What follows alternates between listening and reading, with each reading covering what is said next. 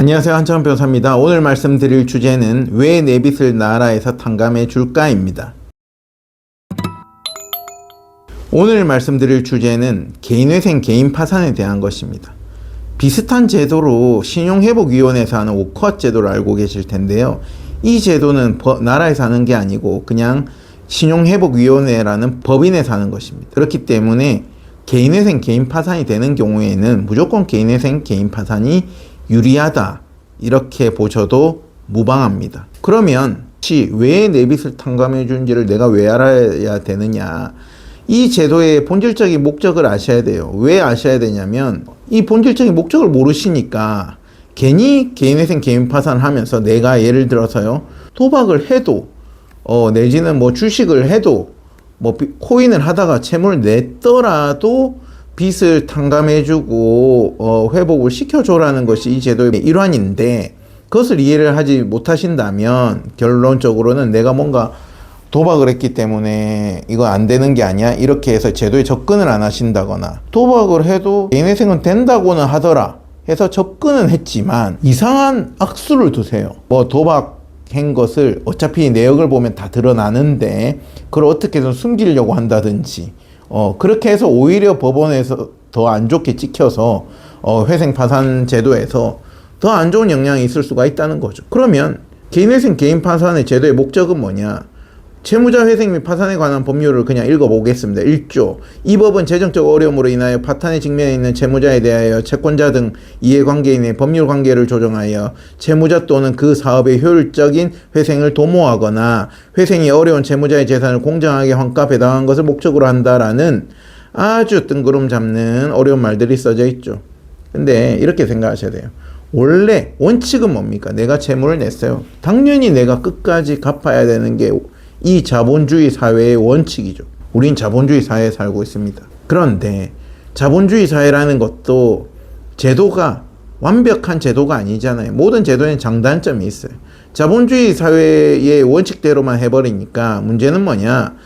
자본이 많은 금융기관, 대부업체들이 개인들한테 돈을 빌려주고, 예전에 우리가 뭐 조선시대나 고려시대 때에 지주가 농민들한테 작황이 좋지 않았을 때 고리로 쌀을 빌려주고 나중에 엄청나게 고리 대금업자처럼 받아내지 않습니까? 똑같다는 거예요. 현대사회에서도 대형 금융기관, 대형 대부업체, 기타 등등의 사채업자들이 있고, 그런 사금융을 이용하는 개인들이, 물론 그 개인들이 뭐 도박을 했든 주식을 했든 병원비를 썼든 생활비를 썼든 기타 등등의 개인적 사유로 빚을 냈지만, 빚은 원칙적으로 갚아야 되는 게 민법적으로 맞는 소리지만 그걸 너무 100% 원칙대로만 하면 그로 인한 부작용이 더 심해진다는 것이고, 그 부작용이 심해지면 오히려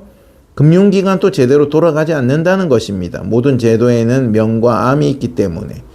그래서 나라에서 어떠한 특정 요건을 정해가지고 개인회생, 개인파산, 즉 금융기관에 비하면 의뢰지위에 있는 개인들이 어떤 목적에서든 채무를 발생시켰을 때 이것이 감당이 안 될 수준이면 개인파산을 해주고, 어느 정도 소득에서 일부 변제를 하면서 나머지 채무를 탕감해주는 개인회생 제도를 만들었다는 것이죠. 결론은 뭐냐? 여러분들이 어떤 목적에서든 큰 빚을 지게 되었습니다. 그런데 빚은 당연히 내가 갚아야 되지.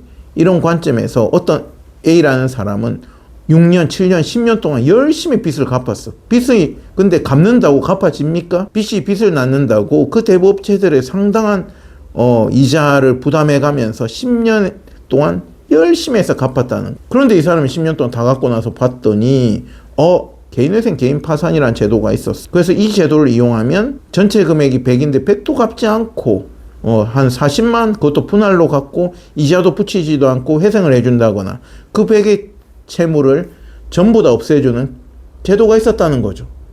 여러분들이 10년 동안 빚을 다 갚고 나서 이 제도를 알게 되면 너무나도 억울하겠죠. 그래서 내가 어느 정도 채무가 있는 경우에는 개인회생, 개인파산 제도가 있다는 것을 알아야 되는 것이고요. 그리고 무조건 내가 이 요건에만 해당되면 유리하다고 생각하셔야 됩니다. 개인회생, 개인파산은 저처럼 변호사 등 일부 직업군에 한해서는 신분적 제약이 있는 것은 사실이지만 그 외에 일반 우리 국민분들한테는 그런 제약도 없고 어떤 낙인 효과라든지 이런 피해를 주는 것도 없습니다. 그렇기 때문에 적극적으로 활용하시고, 그리고 내가 어떤 채물 조금 뭐 도박을 했다든지 좀 안 좋은 채물을 만들었다고 해가지고 너무 위축되실 필요가 없다. 물론 도박 채무냐, 나중에 말씀드리겠지만 그냥 생계 채무냐는 악성이냐 아니냐에 따라서 뭐 변제율 이런 것을 다툴 수 있는 부분이 있는 것이지 아예 이 제도에 접근을 막는 것이 아닙니다. 아시겠죠?